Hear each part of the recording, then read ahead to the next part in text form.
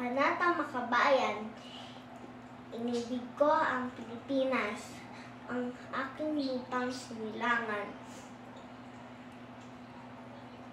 Tahanan ng aking lahi.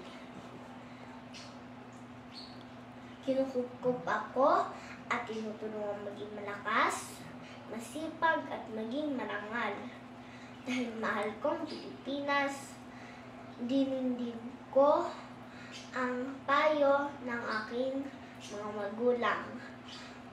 Susundin ko ang tungkulin ng paaralan. Tutuparin ko ang tungkulin ng isang mamamayang makabayan. Naglilingkod, nag-aaral, nagdadasal ng buong katapatan. Iaalay ko ang aking buhay,